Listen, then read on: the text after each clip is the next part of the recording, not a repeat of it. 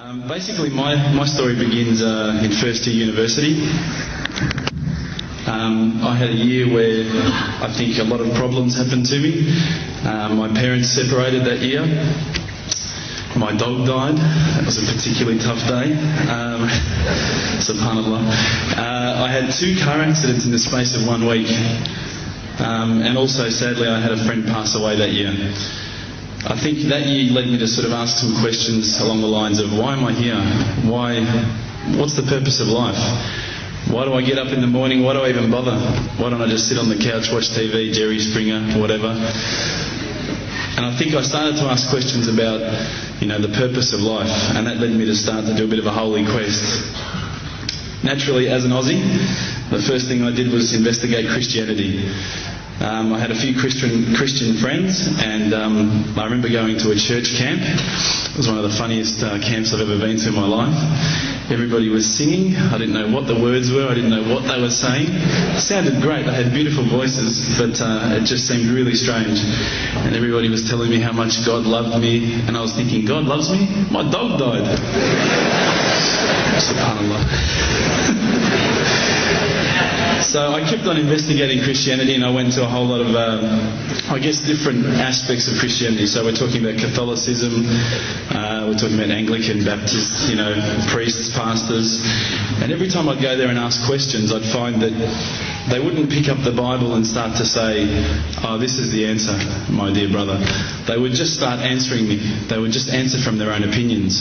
And I started to realise that there was a lot of interpretations of Christianity, and a lot of people had their own interpretations, and one priest from one church was believing one particular aspect of Christianity whilst another was proclaiming another.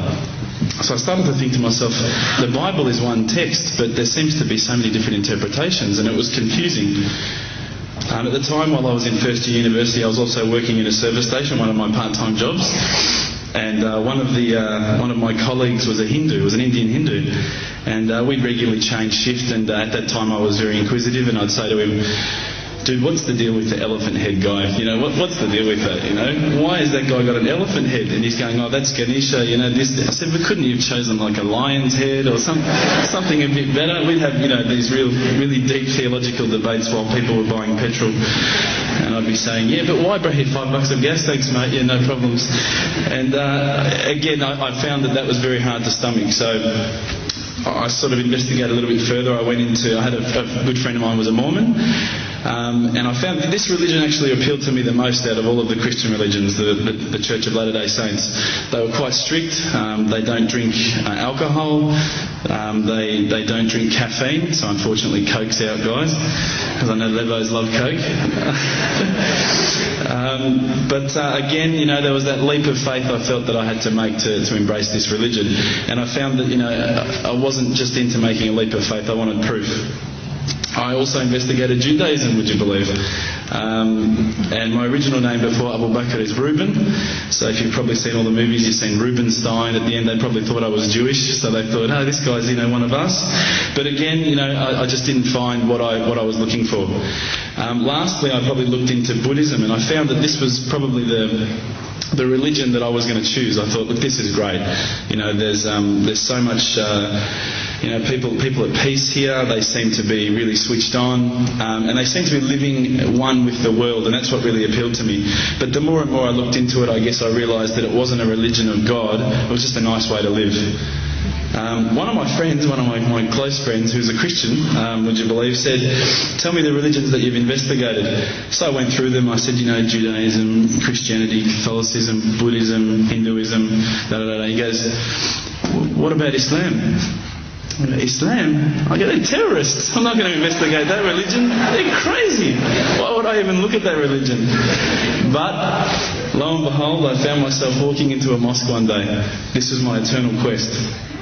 So I walked straight in, shoes on, straight across the prayer rug. There was a brother praying. I walked straight in front of him. As he went to go into sujood, I almost stepped on his head. Subhanallah, I didn't have any clue what I was doing. I looked over and I saw this brother. You probably know this guy. This is Abu Hamza. He's come here and he's lectured a few times. SubhanAllah, I call him Abu Da'an because he's got a very large beard, mashallah. He came walking out towards me and I thought, today I'm about to die. This is the last day of my life. I'm a dead man. I'm a white boy in Lebland. What am I going to do here? I'm dead. He came walking across as though he just walked out of the Sahara Desert. Big abaya, big beard. But subhanAllah, the first words he said were, "G'day mate, how you going?" If only he had the can of VB, it would have been perfect.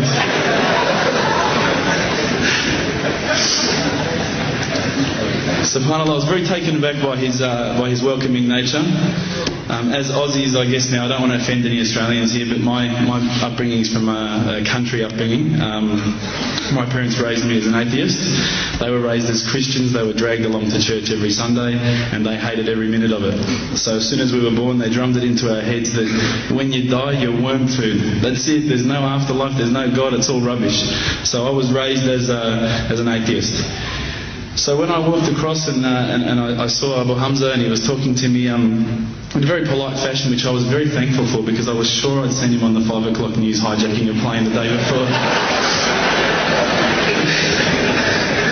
Now, Aussies are hospitable, don't get me wrong, but Lebos are the most hospitable people I've ever come across. And as the brother Hamza was saying, these brothers were making me cups of tea, and I honestly needed to keep going to the toilet every 5 minutes. They just kept putting tea in front of me, biscuits. I'd never seen anything like it. And I think to some degree I kept coming back for the biscuits, but also for the religion. So when I sat down with these brothers, I actually started asking questions. I asked all the questions that I've asked of the priests, of the pastors, of my friends. And subhanAllah, the thing that really struck me is that every time I asked the question, they wouldn't just answer. They would pick up a Quran and they would say, "Read this, bro. Read this." And there was the answer every single time. And I would ask another question, you know, the hard questions, not the easy questions. Why do women have to wear the scarf? Why the hijab? How come I can have 4 wives and she can't have 4 husbands? You know, I wanted to know all the tough questions, which is the first questions I guess you ask when you come across Islam. But lo and behold, they kept on answering the questions with the Quran, not from their own opinion. And I got frustrated with this. And I actually said to one of the brothers, because by this stage I think I'd been going there for about a couple of weeks, there was always a few brothers there when I went. And I said to one of the brothers, I said, what's your opinion on the matter? Why won't you give me your opinion? And one of the brothers turned to me one day and said, how can I have an opinion when this is the word of God? SubhanAllah, I remember that really hit me. So I asked them if I could take a Quran home, and I didn't say I was going to use it to chalk up the couch or anything like that. I said I was going to respect the book, so I took it home, I started reading it. What I found was, while reading it, it wasn't as though I was reading a story, it was as though I was reading someone commanding me, someone giving me guidance. And one night I decided to really try and get the spiritual mood happening, and I'm sure probably some of you have heard this story before, so I apologise. I'd lit a candle, I had the window open, I had the curtains drawn, I was trying to get that really spiritual feeling. It was a nice summer night in Melbourne, as summer as it can get in Melbourne, and I was sitting there thinking, this is it, this is the night. I'd been, investigating all the spiritual proofs, all the scientific proofs about the fact that the mountains are the pegs, about, how the embryo develops inside, the woman, all these amazing proofs, but I still needed that little push. It's like I was on the edge of a cliff, I was ready to jump, I just needed a push. So I was sitting there, it was very quiet. I was reading Quran, and I stopped. I said, Allah, this is my moment. This is the time I'm about to jump into Islam. All I need is just a sign. Just a little sign, nothing huge, maybe a bolt of lightning. Maybe half the house could fall down or something, just small. Small for you, man. You created the earth, come on. So I sat there. I was waiting for the candle to start lighting up to 4 metres high like in the movies. And I go, okay, go. And subhanAllah, nothing. Absolutely nothing happened. I was really disappointed, to be honest. So I sat there and I said, Allah, this is your chance. I'm here. I'm not going nowhere.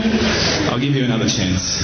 Okay, maybe you're busy. I know it's daytime over the other side of the world. There's a whole lot of stuff going on. Maybe this time it could just be like a car backfiring. Something small. All right, the half the house, the candle. Let's forget that. A bird could fart outside. I don't care. Just anything. So I said, okay, go. And subhanAllah, absolutely nothing happened. And I mean, I couldn't have even said, oh, that was it. That creep just then in the wall, that was it. Absolutely nothing happened. I was really disappointed. I was gutted. I was sitting there thinking, this is it, this was my last chance, Islam, and I haven't found it. I pulled back the Quran, I turned back to where I was reading. SubhanAllah, the very next verse on the next page, for those of you who ask for signs, have we not shown you enough already? Look around you, look at the stars, look at the sun, look at water. These are the signs for the people of knowledge.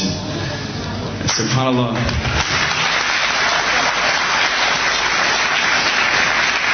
I threw the doona over my head and I pretended I was asleep. I was that scared because I couldn't believe how arrogant I'd been to want my own specific sign when all the signs had been there for me all along. The fact that we have this world, the fact that there is this creation, these are the signs for all of us. The next day I decided this is it, I'm becoming a Muslim. I'd been investigating Islam now for probably about 6 months, to be honest. I went in and I said to myself, this is it, I'm going to make shahada. I had no idea what I had to say, I had no idea what the words were. It was probably close to Isha prayer, so it would have been 7, 8 o'clock at night. I went in and I couldn't believe it. There was about 1,000 people at the mosque. I thought, subhanAllah, look at this religion. Look at how strong they are. It was the first night of Ramadan.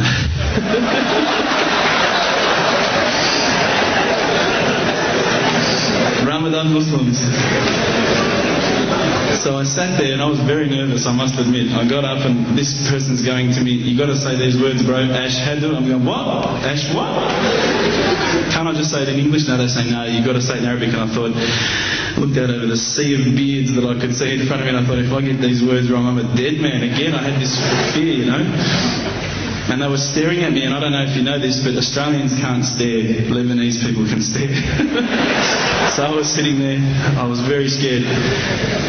I got up, and subhanAllah, as soon as I started to say the words, all fear went out of my mind. It felt as though a shower was inside my head and someone had just turned on the cold tap. Felt like I'd been flushed clean. I said the words, and I wasn't expecting so many brothers to come up and yell, Takbir, Allahu Akbar, and start kissing me and hugging me. Now, I'd never been kissed by that many men in my life. But it was a beautiful day, I must admit. And that day was the day that I had more brothers than I could ever imagine, more sisters as well. But I guess since that day I've never looked back. My family, I think initially were very worried that I was going to be, I guess, a little bit weird towards them. They thought that I was going to break out the AK-47s and the grenades. But they realised, I think, soon that this religion was actually making me a better person. Prior to Islam, you're not going to believe it, I had a mohawk. I did. I had, I'm not going to show you any photos. I had army greens, I had the Metallica t-shirt, I had the cherry docks.